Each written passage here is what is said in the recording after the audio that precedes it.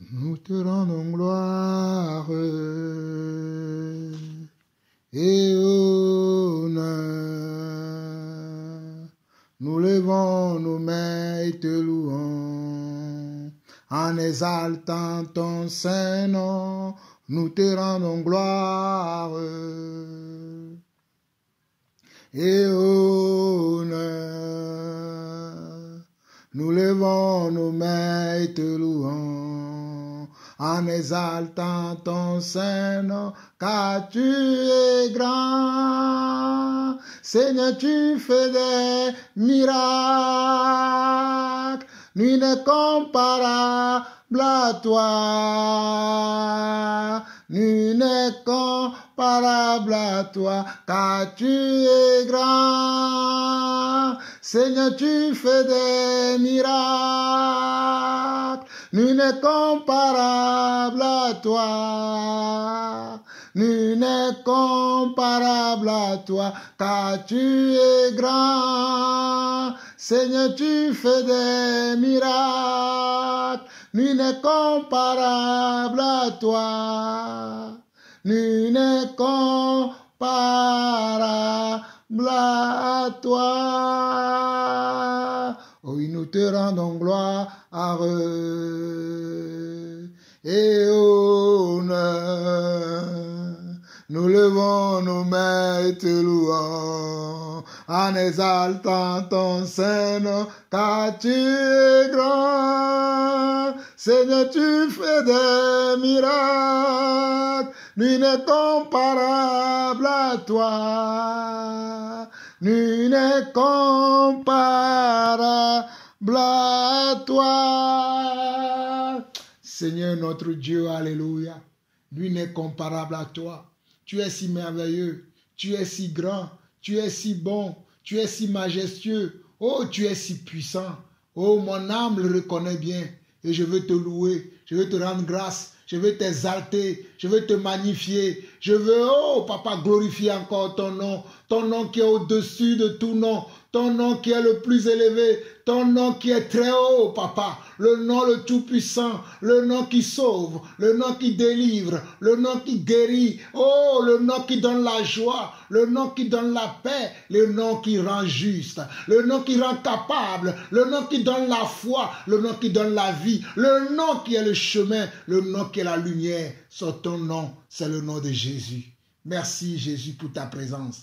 Merci Jésus pour ce que tu es. Merci Jésus pour ta parole. Merci Jésus pour tout ce que tu fais dans nos vies, pour tout ce que tu fais sur la terre, pour tout ce que tu fais dans les cieux. Reçois la gloire. Honneur à toi Seigneur. Honneur à toi Seigneur. Honneur à toi Seigneur.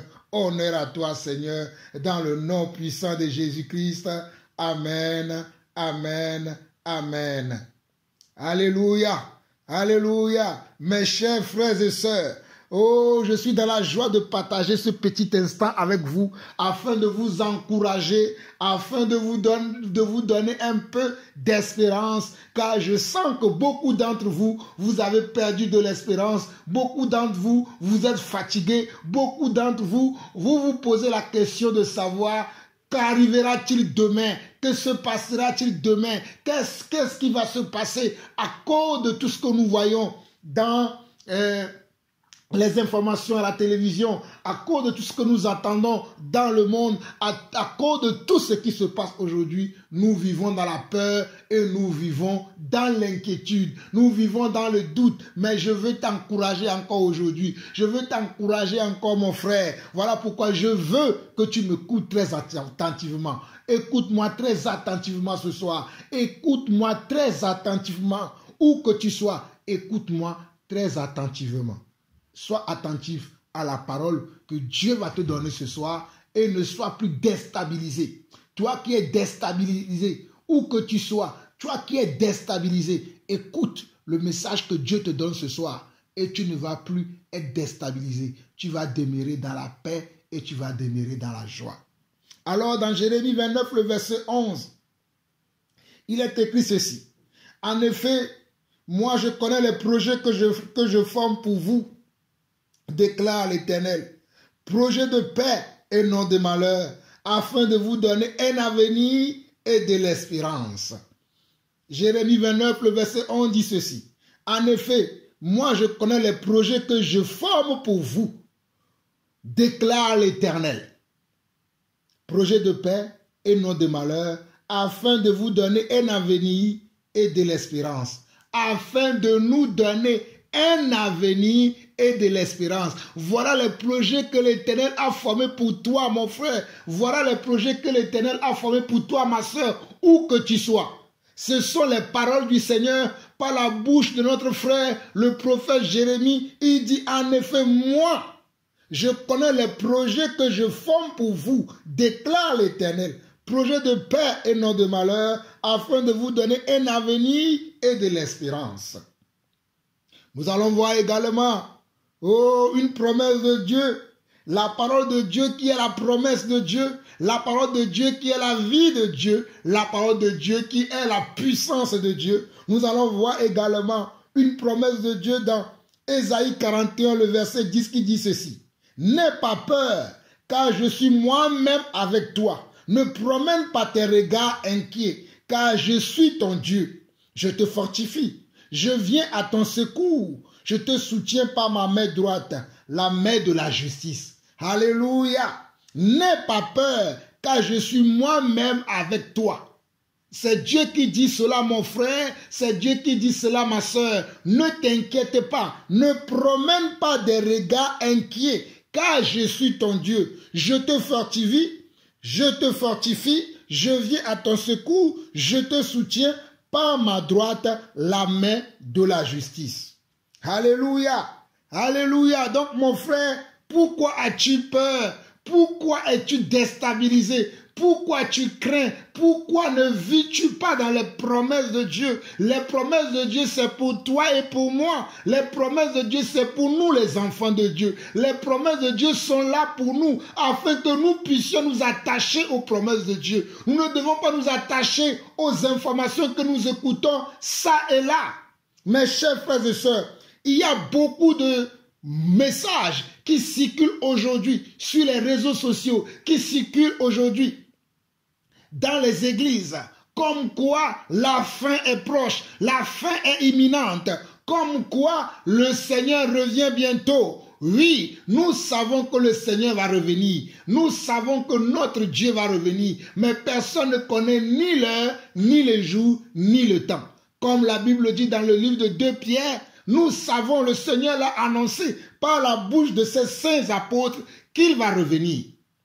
Et il a promis qu'avant son retour, il y aura certaines situations que le monde va vivre. Il a promis qu'avant de revenir, il y aura certaines situations, il y aura certains fléaux, il y aura certaines catastrophes que le monde entier va subir. Et dans ces catastrophes, nous voyons les tornades, nous voyons les vents violents, nous voyons les infections, nous voyons les maladies, nous voyons les virus, nous voyons plein de choses qui peuvent être à l'origine de ces fléaux dont le Seigneur nous a parlé dans le livre de Matthieu chapitre 24. Le Seigneur nous a avertis en tant que son peuple, en tant que ses enfants, en tant que ses disciples, il nous a prévenus de ce qui va se passer. Il nous a prévenus qu'avant son retour, il y aura les douleurs de l'enfantement. Et les douleurs de l'enfantement ont commencé depuis l'époque des apôtres. Depuis l'époque des apôtres, les douleurs de l'enfantement, c'est-à-dire les douleurs du retour de Jésus-Christ avaient déjà commencé. Mais Jésus n'était pas encore venu. Mais Jésus ne viendra pas maintenant. Mais avant qu'il ne revienne, il y aura les douleurs de l'enfantement.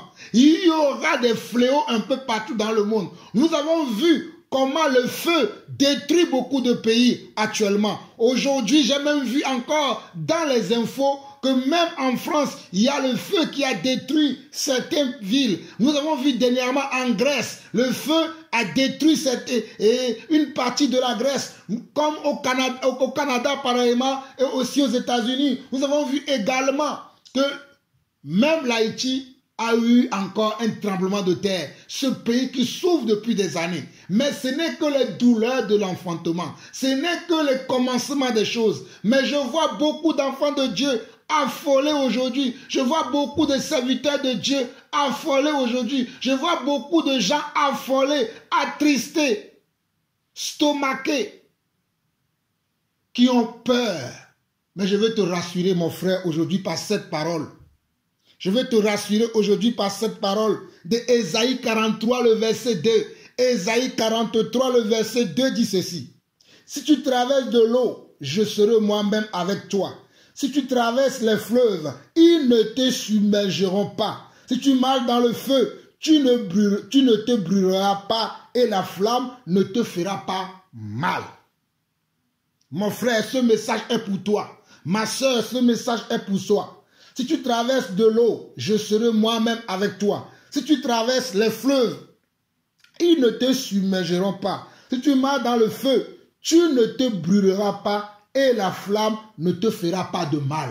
Ce sont les paroles du Seigneur. Ces paroles viennent de la bouche du Seigneur. Alors mon frère, alors ma soeur, alors papa, alors maman, oui, toi papi, tu es concerné. Toi mamie aussi, tu es concerné. Pourquoi te déconcentres-tu? Pourquoi abandonnes-tu ta fermeté? Pourquoi abandonnes-tu les promesses de Dieu? Voici le message que le Seigneur t'adresse ce soir. Ne sois plus inquiet par rapport à ce que les gens racontent. Ne sois plus inquiet par rapport à ce virus. Ne sois plus inquiet par rapport à cette maladie. Ne sois plus inquiet par rapport à ce problème que tu traverses. Ne sois plus inquiet par rapport à ce que tu vois à la télévision ou par rapport à ce que tu entends. Ne sois plus inquiet. Ne promène plus tes regards inquiets.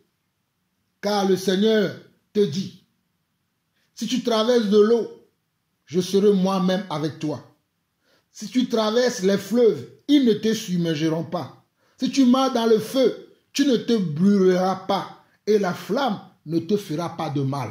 Ésaïe 43, le verset 2. Alors beaucoup d'entre vous vont se demander pourquoi le frère parle encore ainsi ce soir. Comme je vous l'ai annoncé dernièrement que moi, je vis dans les promesses de Dieu. Car les promesses de Dieu, c'est pour nous les enfants de Dieu. Les promesses de Dieu, c'est pour nous les enfants de Dieu. Ceux qui ont reconnu le Seigneur Jésus comme leur Seigneur et leur Sauveur. Ceux qui ont accepté l'invitation de Dieu. Ceux qui vivent en alliance avec le Seigneur. Ceux qui vivent en communion avec le Seigneur. Nous avons une promesse. Nous avons une promesse que le Seigneur nous a faite. Voilà pourquoi il veut que nous demeurions dans la foi. Voilà pourquoi il veut que nous demeurions dans la joie. Voilà pourquoi il veut que nous demeurions dans la paix. Voilà pourquoi il ne veut pas que nous nous conformions au monde et que nous perdions notre espoir. Beaucoup d'entre nous, nous avons perdu l'espoir.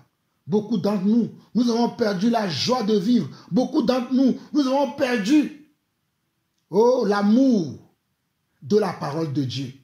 Car ce que nous entendons ici et là nous fait peur.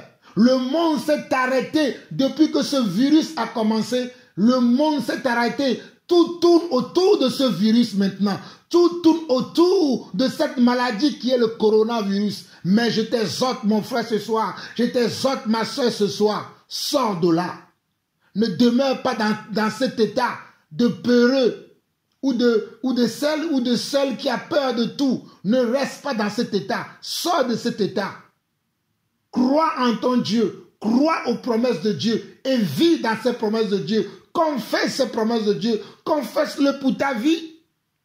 Confesse-le pour la vie de ta famille. Confesse-le pour tes amis. Confesse-le pour ton entreprise. Confesse-le pour tout ce que tu fais. Crois que le Seigneur est avec toi, car il a promis d'être avec nous. Il a promis, et ce n'est pas un homme pour mentir, ni le Fils de l'homme pour se repentir. Ce que sa bouche a dit, sa main l'accomplit. Alors je veux te rassurer, mon frère, je veux te rassurer, ma soeur, que je ne connais pas peut-être le nombre de morts qu'il y aura sur cette terre. Je ne connais pas le nombre de malheurs qu'il y aura sur cette terre. Je ne connais pas le nombre de fléaux qu'il y aura sur cette terre. Je ne connais pas le nombre de tous ces problèmes que le monde entier va connaître.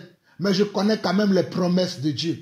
Et je veux te rassurer que les promesses de Dieu sont pour toi et ils sont également pour moi. Même pour ceux qui sont morts, ce n'est pas fini. Mon frère et ma soeur, je veux te dire que même pour ceux-là qui sont déjà morts en mourant dans le Seigneur, ce n'est pas fini pour eux. Il y a encore de l'espoir pour eux car le Seigneur va revenir. Le Seigneur viendra. Il reviendra pour nous. Il reviendra pour nous. C'est une promesse. Toi qui as peur, tu as dit, ah, ma mère est décédée, mon père est décédé, mon frère est décédé, ma soeur est décédée, tel est décédé, celui-là est décédé, ceci s'est passé. Mon frère, il y a de l'espoir. Je vais te lire un message pour t'encourager, pour que tu saches que ce n'est pas encore la fin, tant que le Seigneur n'a pas dit son dernier mot. Oh, c'est lui qui dira le dernier mot. Pour l'instant, ne crains rien.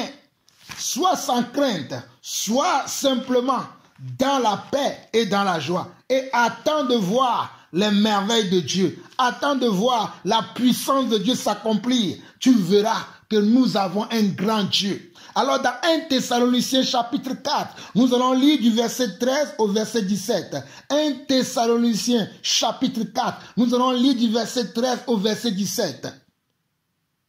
Nous ne voulons pas, frères, que vous soyez dans l'ignorance au sujet de tous ceux qui sont décédés, afin que vous ne vous affligiez pas comme les autres qui n'ont point d'espérance.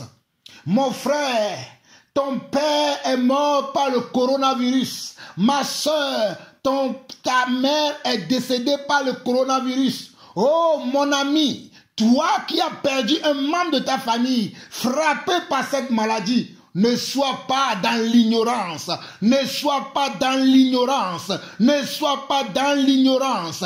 Toi, dans ta famille, le coronavirus a frappé. Il a frappé fort. Et tu as même peur aujourd'hui. Tu es même déboussolé aujourd'hui. Tu te demandes peut-être c'est ton tour. Mais j'ai un message pour toi. Ce message que je lis. Ce message que tu écoutes. Oh, cette parole que je lis dans 1 Thessaloniciens chapitre 4, le verset 13 au verset 17 est pour toi. Écoute-le et garde-le au fond de ton cœur. Et quand le diable va utiliser tout ce qui se manigance aujourd'hui dans les réseaux sociaux, qui se manigance aujourd'hui dans certaines églises pour maintenir les gens dans la peur, pour maintenir les gens dans la crainte, pour maintenir les gens dans le doute, toi tu sauras que le Seigneur, ton Dieu, t'a parlé. Alors dans 1 Thessaloniciens chapitre 4, le verset 13 à 17, le Seigneur te dit ceci. Nous ne voulons pas, frères, que vous soyez dans l'ignorance au sujet de tous ceux qui sont décédés. De tous ceux qui sont décédés, nous ne devons pas être dans l'ignorance. L'ignorance n'est pas pour nous les enfants de Dieu. L'ignorance n'est pas pour nous les élus de Dieu. L'ignorance n'est pas pour nous que le Seigneur a choisi comme son peuple. Nous sommes un peuple acquis pour le Seigneur. Un peuple que le diable ne peut pas ravir des mains du Seigneur. Un peuple que le Seigneur n'abandonne pas. Un peuple qui est cher aux yeux de l'Éternel. C'est ce que tu es, ma soeur. C'est ce que tu es, mon frère. C'est ce que tu es, papa. C'est ce que tu es, maman. Je veux te dire ce soir, garde cette parole. Tu es précieux aux yeux de l'Éternel. Donc, le verset 13 de 1 Thessaloniciens chapitre 4 dit ceci. Nous ne voulons pas, frères, que vous soyez dans l'ignorance au sujet de ceux qui sont décédés, afin que vous ne vous affligiez pas comme les autres qui n'ont point d'espérance. Les autres n'ont point d'espérance. Les autres n'ont point d'espérance. Mais toi, parce que tu es enfant de Dieu, tu as de l'espérance. L'espérance veut dire que tu as une promesse. Et la promesse, celui qui l'a donnée ne tardera pas. Il accomplira ses promesses. Il accomplira ses promesses. Nous ne sommes pas comme les autres qui n'ont pas d'espérance. Nous ne sommes pas comme les autres qui n'ont pas d'espérance, qui n'ont pas de foi, qui n'ont aucune promesse. Mais nous avons une promesse. Mais nous avons une promesse. Et celui qui a donné la promesse ne tardera pas. Verset 14. Car si nous croyons que Jésus est mort et qu'il est ressuscité, croyons aussi que Dieu ramènera par Jésus et avec lui ceux qui sont décédés. Car si nous croyons, si tu crois là où tu es mon frère, si tu crois là où tu es ma soeur, que Jésus est mort et qu'il est ressuscité, crois également que ceux qui sont morts, qu'il soit mort par le coronavirus ou par accident ou par quelque chose d'autre, croient que le Seigneur Jésus les ramènera aussi à la vie. Regardez bien ce que le passage dit. 1 Thessaloniciens 4, le verset 14. Car si nous croyons que Jésus est mort et qu'il est ressuscité, croyons aussi que Dieu ramènera par Jésus et avec lui ceux qui sont décédés. Ceux qui sont décédés.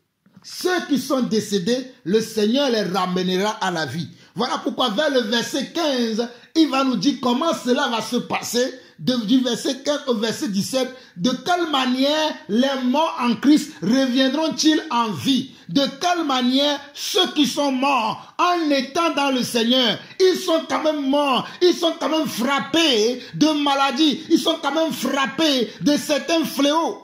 Comme mes frères de l'Haïti, beaucoup d'entre eux sont morts dans ces catastrophes naturelles. Comme certains de mes frères au Canada, aux États-Unis, qui sont morts dans cette tornade, dans ces vents turbulents. Mais j'ai un message pour vous aujourd'hui. Voici, nous sommes au verset 15 de 1 Thessaloniciens 4 et nous allons lire jusqu'au verset 17. Voici en effet ce que nous vous déclarons. D'après la parole du Seigneur, nous les vivants, restés pour l'avènement du Seigneur, nous ne dévancerons pas ceux qui sont décédés. Car le Seigneur lui-même a un signal donné à la voix d'un archange et au son de la trompette de Dieu descendra du ciel et les morts en Christ ressusciteront premièrement. Ensuite, nous les vivants qui serons restés, nous serons tous ensemble enlevés avec eux sur des nuées à la rencontre du Seigneur dans les airs et ainsi nous serons toujours avec le Seigneur. Consolez-vous donc les uns les autres par ces paroles. Consolez-vous les uns les autres par ces paroles. Je viens consoler une âme ce soir. Je viens consoler un frère ce soir. Je viens consoler une sœur ce soir. Je viens consoler un serviteur de Dieu ce soir. Je viens consoler une servante de Dieu aujourd'hui. Toi qui as perdu espoir, toi qui penses que tout est fini parce que les personnes sont mortes, tu penses que c'est fini pour eux. Non, ce n'est pas fini. Il y aura une résurrection pour les morts et nous, les vivants qui serons restés, nous serons tous ensemble, que ce soit ceux qui sont morts en Christ et nous qui sommes encore vivants, nous partirons ensemble avec le Seigneur ce jour-là.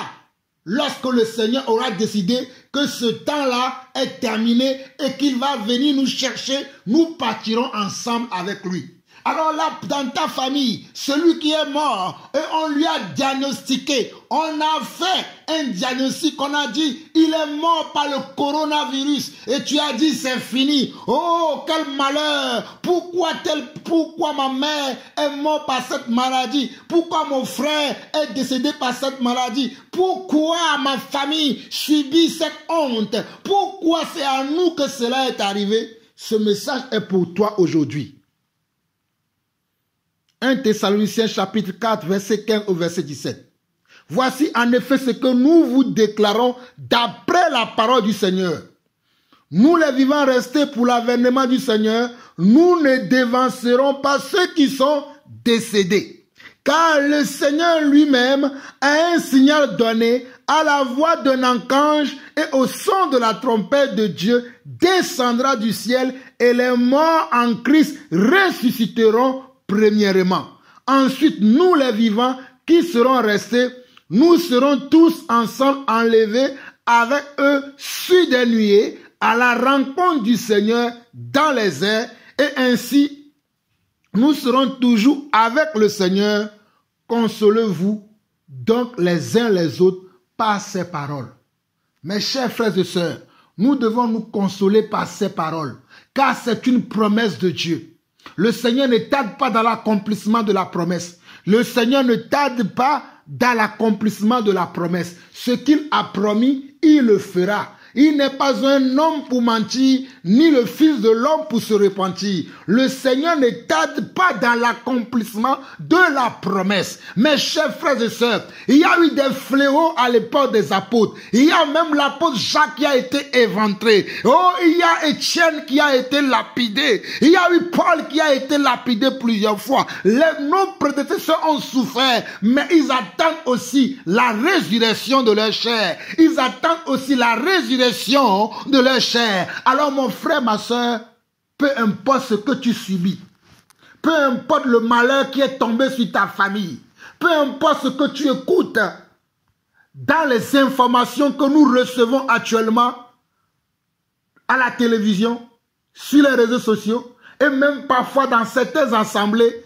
je veux te rassurer mon frère ce soir que ce n'est pas encore la fin. Je veux te rassurer encore ma soeur ce soir que ce n'est pas encore la fin. Je veux te dire que Dieu ne tarde pas dans l'accomplissement de sa promesse. Toi, reste focalisé sur la promesse, reste intouchable, reste indéboulonnable, reste inébranlable, reste ferme dans l'accomplissement de la promesse de Dieu.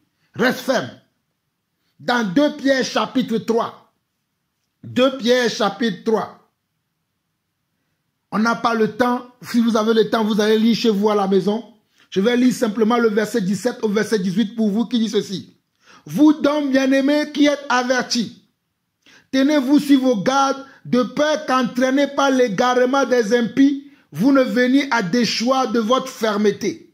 Mais croissez dans la grâce et dans la connaissance de notre Seigneur et Sauveur Jésus-Christ.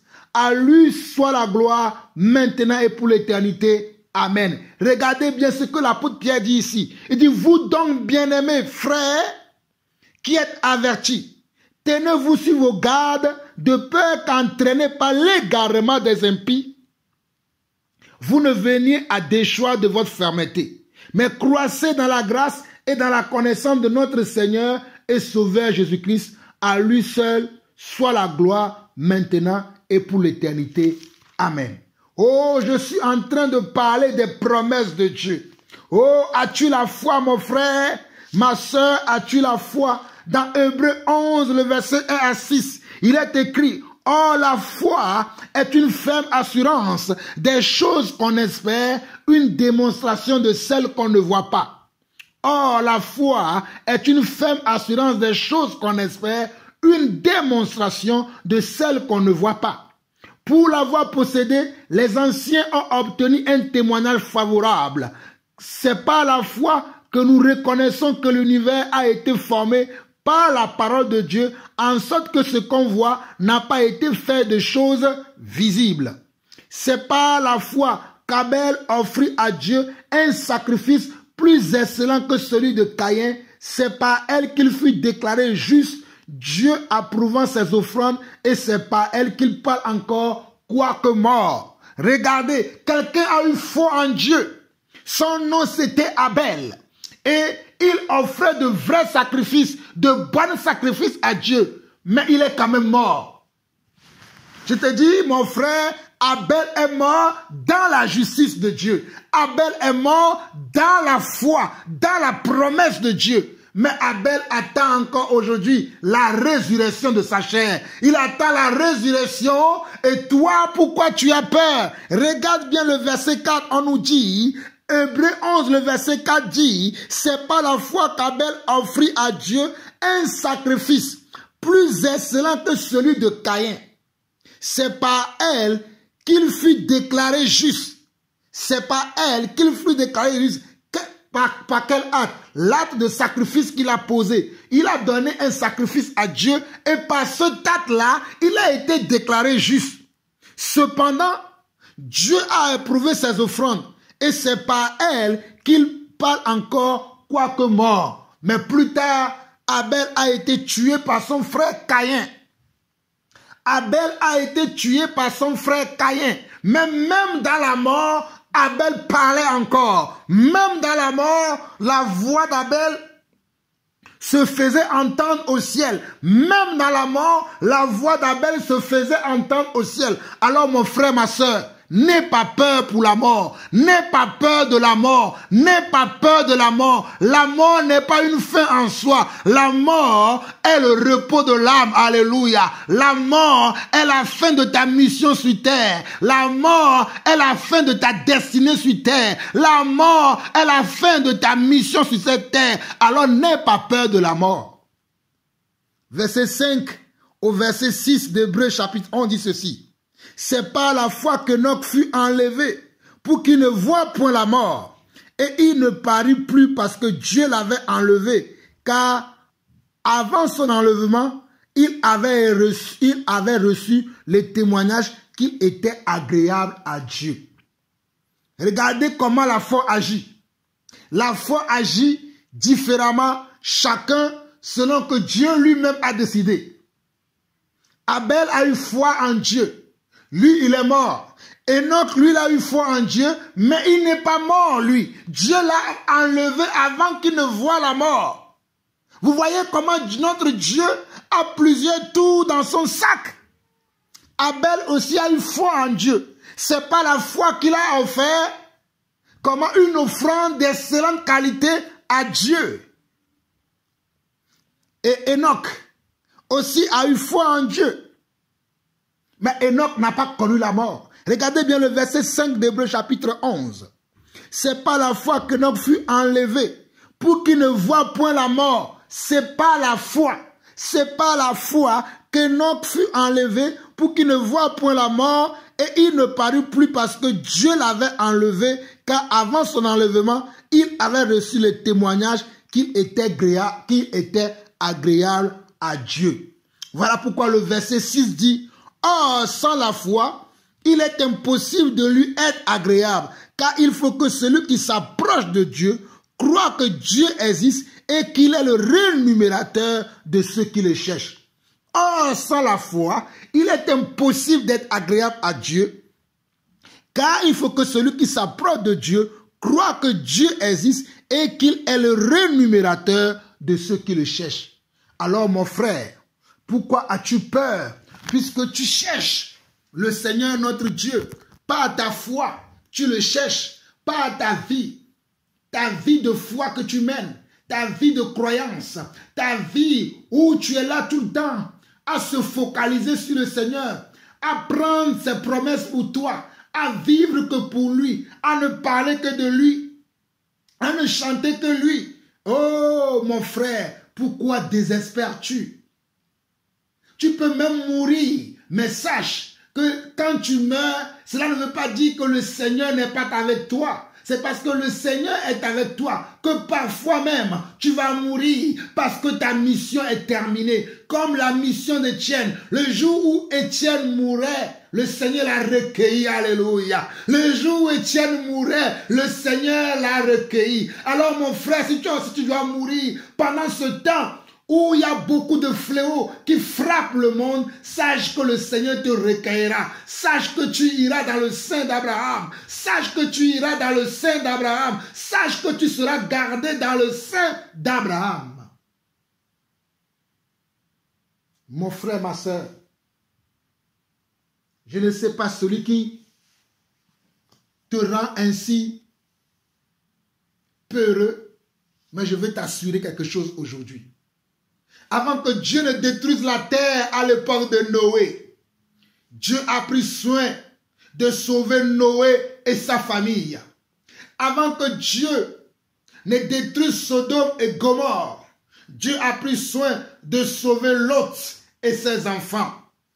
Je te dis, mon frère, que avant que Dieu ne détruise la terre à l'époque de Noé, Dieu a pris soin de comment? De sauver Noé et sa famille. Avant que Dieu ne détruise Sodome et Gomorrhe à cause de leur péché, Dieu a pris soin de sauver Lot le juste et comment? Et ses enfants. Alors mon frère, ma soeur, pourquoi toi tu as peur et tu crois que Dieu va te laisser que le monde te détruise? Pourquoi toi tu crois que Dieu te laissera pour que ce monde-là dans lequel nous vivons, mais nous n'appartenons pas au monde. Nous sommes dans le monde, mais nous ne sommes pas du monde. Alors le monde n'a aucun pouvoir sur nous. Mon frère, ma soeur, je veux te rassurer aujourd'hui que sache que le monde n'a aucun pouvoir sur toi. Même si le monde a tendance à croire comme s'ils ont un pouvoir sur nous, ou bien si par les choses que nous voyons dans le monde, par ce que nous subissons dans le monde, nous avons tendance à croire quelquefois que si notre vie dépendait du monde, j'ai une bonne nouvelle pour toi aujourd'hui pour te dire que cela n'est pas vrai. Ta vie ne dépend pas du monde. Ta vie dépend de celui qui t'a créé, celui qui est omniscient, omnipotent et omniprésent. Son nom, c'est Yeshua Hamashiach. Son nom, c'est le Dieu des armées. C'est l'Éternel des armées. C'est le roi des rois. C'est celui qui est mort à la croix. Et on a écrit sur le linteau, on a écrit sur la croix sur laquelle il est mort, le roi des Juifs. C'est celui-là qui va te sauver. C'est lui qui a dit dans Jean 14. Écoutez-moi très bien. Et je vais m'arrêter là aujourd'hui. Jean 14, le verset 1 au verset 6. Jean 14, le verset 1 au verset 6 dit ceci. Que votre cœur ne se trouble point. Croyez en Dieu et croyez en moi. Que votre cœur ne se trouble point. Toi qui as le cœur troublé, au nom de Jésus, je détruis le trouble dans ton cœur maintenant. Toi qui as le cœur troublé, toi qui es désespéré, toi qui n'as plus de force, toi qui ne veux même plus dire Amen, toi qui ne veux même plus crier à Dieu, toi qui ne peux même plus chanter des cantiques, qui ne peut même plus louer le Seigneur, je veux te dire maintenant que tu reçois maintenant la paix dans ton cœur et que le trouble qui t'a saisi depuis quelques heures, depuis quelques semaines, depuis quelques mois, depuis quelques années, oh maintenant même, reçois ta délivrance au nom de Jésus et dis, mon cœur ne te trouble pas, mon cœur ne te trouble pas, ma vie ne te trouble pas, car tu es avec le roi des rois. Jean chapitre 14, le verset 1 à 6 dit ceci, que votre cœur ne se trouble point. Croyez en Dieu et croyez en moi. Il y a plusieurs demeures dans la maison de mon Père. Si cela n'était pas, je vous l'aurais dit. Je vais vous préparer une place. Et lorsque je m'en serai allé et que je vous aurai préparé une place, je reviendrai et je vous prendrai avec moi afin que là où je suis, vous y soyez aussi. Voici les promesses de Dieu dont je parle.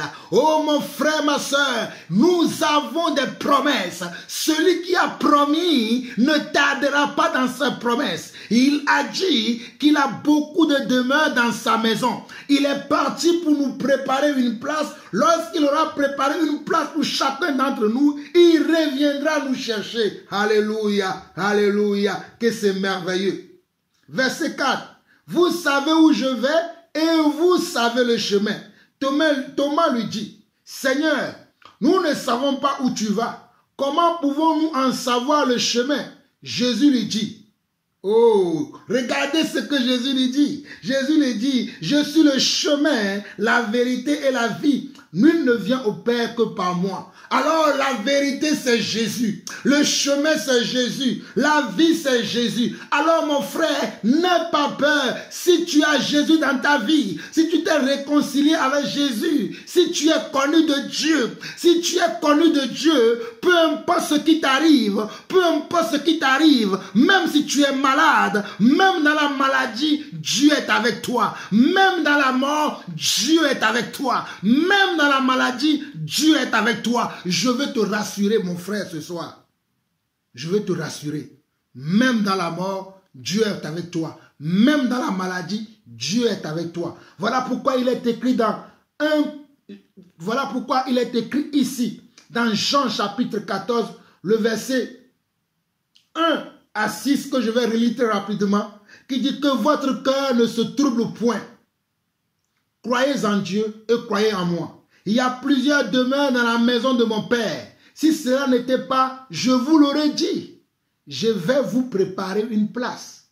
Et lorsque je m'en serai allé et que je vous aurai préparé une place, je reviendrai et je vous prendrai avec moi, afin que là où je suis, vous y soyez aussi. Vous savez où je vais. Regardez.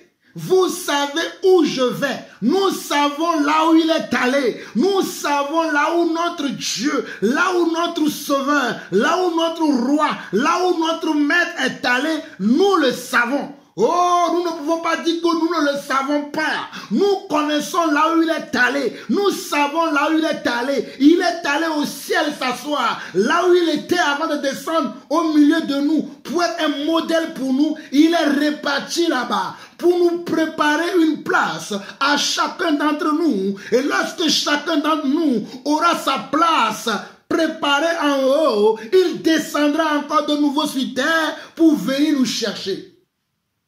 Verset 4 au verset 6 de Jean 14. Vous savez où je vais et vous savez le chemin. Thomas qui doutait encore lui dit, Thomas lui dit, Seigneur, nous ne savons où tu vas. Comment pouvons-nous en savoir le chemin?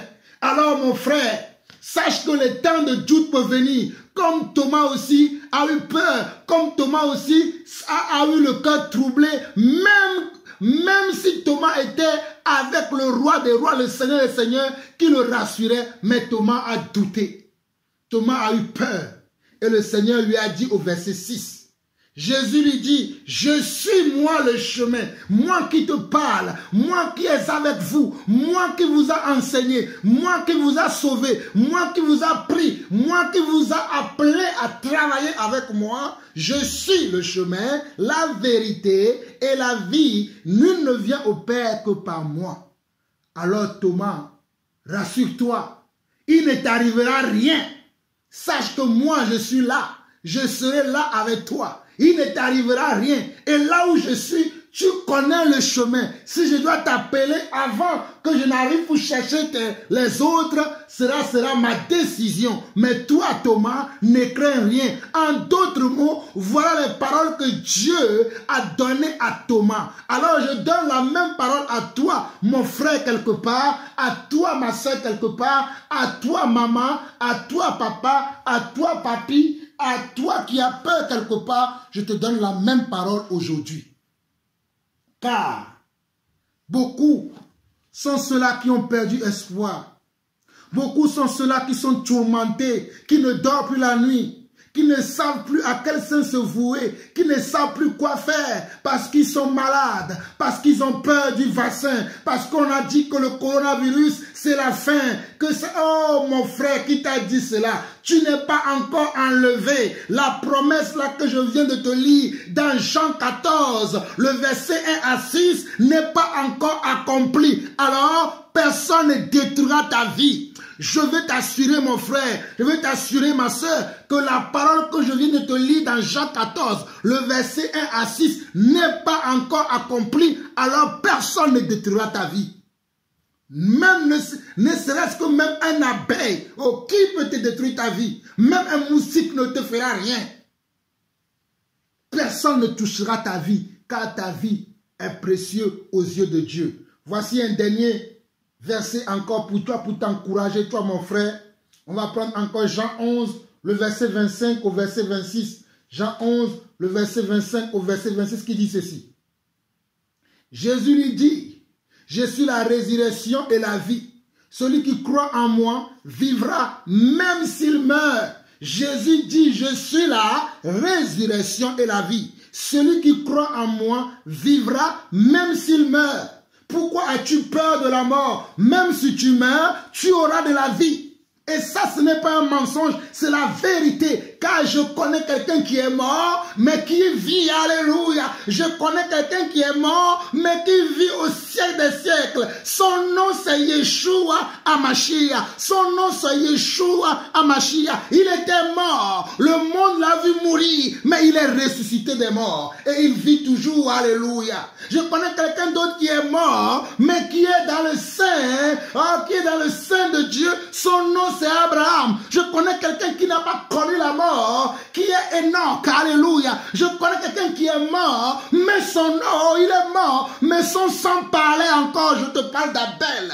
Alléluia, je te parle d'Abel. Abel était mort, mais son sang parlait encore. Je connais quelqu'un qui était Étienne, qui avait été lapidé. Et avant que le Seigneur lui prenne le dernier souffle, il a été reçu du Seigneur et il a vu le Seigneur Jésus-Christ. Alors pourquoi toi tu as peur d'un vaccin? Pourquoi tu as peur d'un virus? Pourquoi tu as peur d'une maladie? Pourquoi tu as peur des fléaux qui se passent sur cette terre? Pourquoi tu as peur des choses que racontent les hommes de ce monde qui n'ont aucune sagesse, qui n'ont aucune révélation de qui est Dieu, qui ne savent pas ce que demain va apporter. Ils ne savent rien, ils ne parlent, ils ne font que parler, ils ne font que parler, mais ils ne connaissent pas la vérité. Car la vérité c'est ça. Jean 11, le verset 25 au verset 26 dit ceci. Jésus lui dit, je suis la résurrection et la vie. Celui qui croit en moi vivra même s'il meurt. Et quiconque vit et croit en moi ne mourra jamais. Crois-tu cela? Regardez ce que Jésus dit. Et quiconque vit, nous sommes dans Jean 11, le verset 26. Jésus dit, quiconque vit et croit en moi ne mourra jamais. Crois-tu cela? Moi, Jean-Paul, là au sol, je le crois. C'est pour cela que je ne crains rien. Je ne crains pas un vaccin, je ne crains pas un virus, je ne crains pas un virus, je ne crains pas un vaccin, je ne crains pas ce que les gens racontent, les gens qui sont là maintenant sur les réseaux sociaux, qui racontent n'importe quoi, les gens qui sont là maintenant depuis que le coronavirus a commencé, le monde s'est arrêté pour eux, Dieu n'existe plus pour eux. Tout est arrêté sur cette terre et tout tourne autour maintenant de ce virus, de ce vaccin. Tout est arrêté pour eux. Moi, je vis. Alléluia. Moi, je vis. Et j'espère que toi qui m'écoutes aujourd'hui, tu vas continuer de vivre. Tu vas ignorer cette maladie. Tu vas ignorer ce virus. Tu vas ignorer tous ces messages que les gens postent nuit et jour sur les réseaux sociaux. Tu vas ignorer les informations que tu écoutes de gauche à droite et vivre dans les promesses de Dieu. Et je t'ai présenté quelques-uns des promesses de Dieu aujourd'hui. Il y en a beaucoup de promesses de Dieu dans la parole de Dieu. Je répète encore, il y en a beaucoup de promesses de Dieu dans la parole de Dieu. Alors n'oublie pas toutes ces promesses de Dieu que le Seigneur t'a données aujourd'hui. Alors mon frère, sois encouragé. Ma soeur, sois encouragé. Prends courage. Prends courage. Prends courage. Prends courage. Shalom, shalom et shalom.